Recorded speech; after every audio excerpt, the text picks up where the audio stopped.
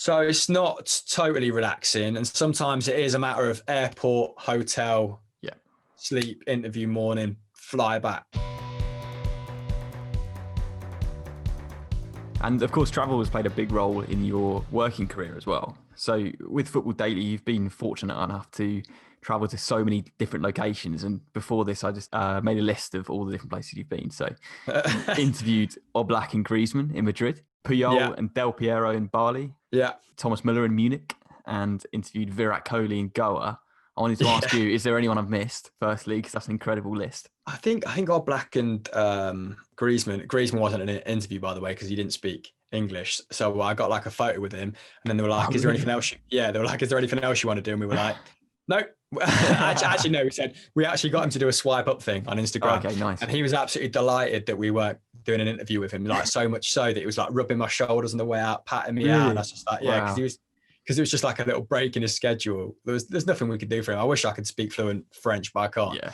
There's been several less glamorous ones as well. Yes, interviews in Bournemouth, getting off at Bournemouth train station, like with a cameraman thinking, holding a tripod and a bag, like, where the fuck do we go now?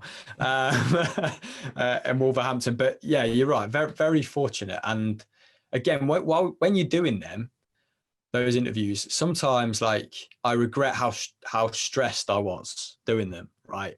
Because you're so fixated on getting the content in the bag, getting it saved to a hard drive, multiple hard drives, making sure it's in focus, making sure the sound's gone fine, making sure you've got the brand messaging in, making sure you've not made a tit of yourself. Like the worst one we did was in Marseille with Balotelli. Like we were promised 5-10 minutes of Balotelli and he just didn't know.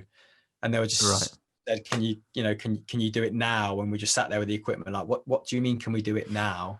And it was the worst conditions to shoot an interview in. But we also did Hegerberg, the Ballon d'Or winner, the female Ballon d'Or winner, and she was lovely, man. She was such a nice woman that kind of made up for the Balotelli fiasco. But also a lot of those opportunities we had to carve out for ourselves, and they are quite bizarre how we got to them. Like Pat had a friend that worked at Allianz.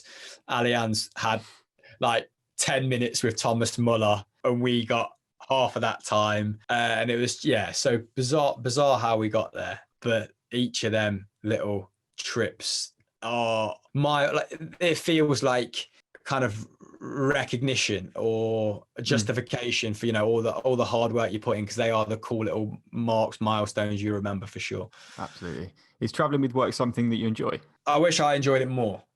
Like it was like so like I said previously, a little bit anal, obviously like to be in control, like to be organized, and traveling to shoot something doesn't necessarily facilitate that. I mean, when we went out to Indonesia as well with work to do the whole Heineken thing, and the whole time I think Heineken also own San Miguel, right? Yes. They own San Miguel, and I knew that San Miguel were looking for a Europa League partner while we were out there. So obviously I spend most of my time trying to convince the guys that they should opt for Football Daily as part of their Europa League partnership with San Miguel. I think it ultimately ended up going with Copa 90, classic. But but instead of kind of just taking in my surroundings, I was in work mode. And you just think, if you want more of this, this is how I feel like I've got to be, which isn't necessary. There's a little bit of truth in that, but it's not the whole truth. So it's not totally relaxing. And sometimes it is a matter of airport, hotel, sleep, interview, morning, fly back. Like with John Oblak, that's his brother, Jan Oblak. That was pretty much it. Although we did sneak in a nice little meal after the interview. But I will say the sense of relief after you've got everything that you need to get is like unparalleled. When both camera angles look fresh, you're not overly exposed, the sound is crisp, everyone's in focus, you've delivered a flawless brand plug at the start. You actually start, they're the things that reaffirm you wanting to be a presenter or interviewer or content creator. That's where you kind of sometimes maybe take note of the progression. Nice. And you say you don't get much downtime on these trips, something I've experienced as well. So I know that to be only too true. But do you have any takeaways from trips that you've been on, which have been things you've enjoyed in your downtime? I mean, Indonesia was cool, man. Like we landed in Jakarta. We went to Surabaya. Okay, yeah. And I suppose like learning about Thai football culture on those little trips or stopping and speaking to people was cool. And, you know, tasting the street food and going to see landmarks. I think obviously it also gives you an appreciation for how global the Premier League is as a product as well. Yeah.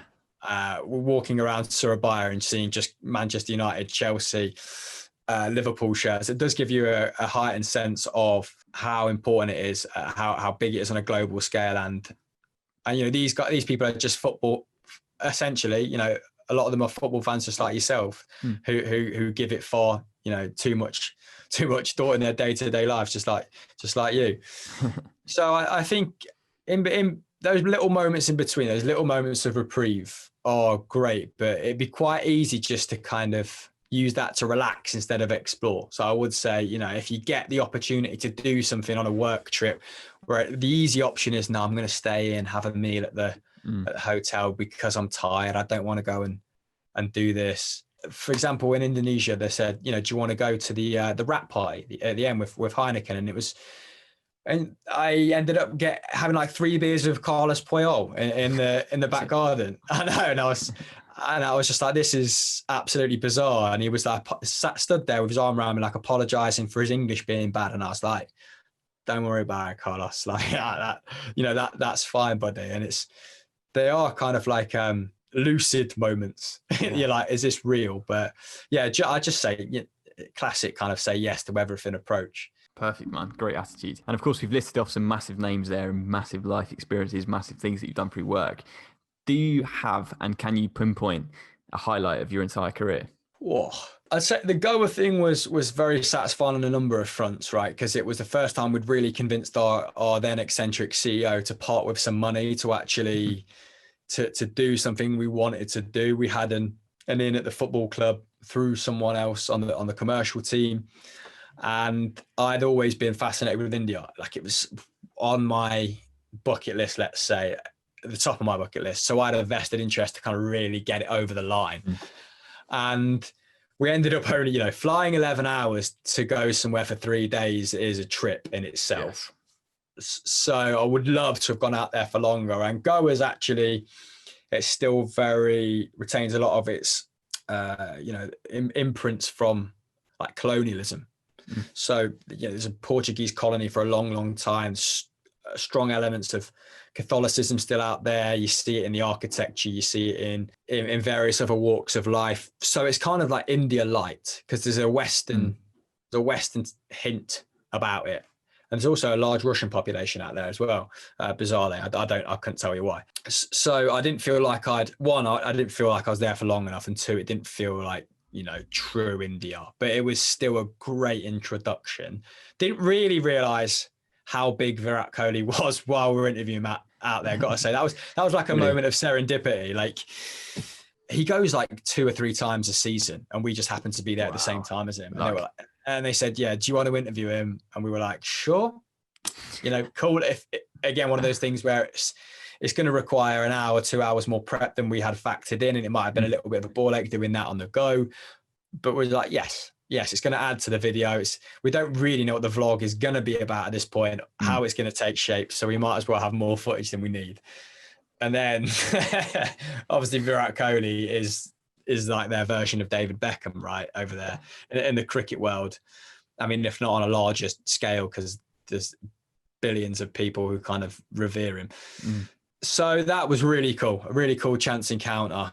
And I would say it was satisfying doing, after feeling like you'd given so much of your own time or more time than you contractually obliged to this project, and maybe not, you know, feeling a little bit shortchanged at the start, financially speaking, because, you know, you're independent and you have that part and parcel. It was nice to get something sanctioned because I wanted it. But obviously we still had to justify it, but it was nice to tie that in with a sound enough business reason to go out there and do it. So that was kind of like claiming one for me and one for the team.